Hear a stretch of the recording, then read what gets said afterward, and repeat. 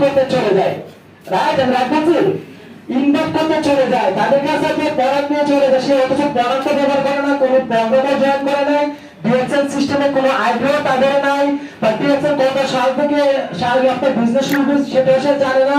সে যখন কারো কাছে আপনার ডিএক্সএল সম্পর্কে আলোচনা করতে যায়, সে ব্যক্তি তাকে একটা প্রশ্ন করে, প্রশ্নের উত্তরটা সঠিক করে দিতে পারবে না, সঠিক করে দিতে পারবে না। সেম আমাদের জ্ঞান যখন না থাকবে, আমাদের ডিএক্সএল সিস্টেমের সম্পর্কে যখন ধারণা না থাকবে, তাহলে সেম এভাবে আমরা পরের দিনে কিন্তু মাথায় হাত দিয়ে আমরা এই সিস্টেম থেকে হারিয়ে যাবো, আমাদের অসংখ্য ভিতরে কিন্তু হারিয়ে যাচ্ছে। সেজন্য যখন আপনি কাউকে জয়েন করাবেন, যখন আপনি কাউকে জয়েন করাবেন, তাকে আগে বলবেন যে প্রিয় ভাই, আপনি আগে আমাদের সিস্টেম সম্পর্কে জানার জন্য আমাদের প্রতিদিন জুম প্রোগ্রাম হচ্ছে কিনা, প্রতিদিন জুম প্রোগ্রাম হচ্ছে, আমি আপনাকে আমাদের হোয়াটসঅ্যাপ গ্রুপে জয়েন করে দেবো। আমাদের যে জুম প্রোগ্রাম গুলো হয় ওইখান থেকে আপনি ধারণা নেন, মিনিমাম আপনি 8 থেকে 10 দিন, 8 থেকে 10 দিনে 10টা প্রোগ্রাম শুনেন।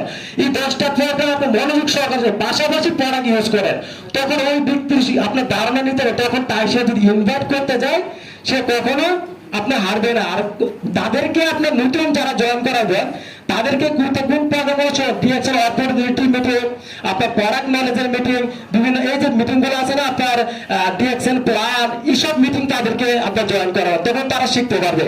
তাহলে অবশ্যই আমরা জ্ঞান অর্জন করে ডিএক্সএল সিস্টেম সম্পর্কে জেনে তারপর কাউকে ইনভাইট করতে হবে, তাহলে আমরা এখানে আমরা টিকে থাকতে পারবো।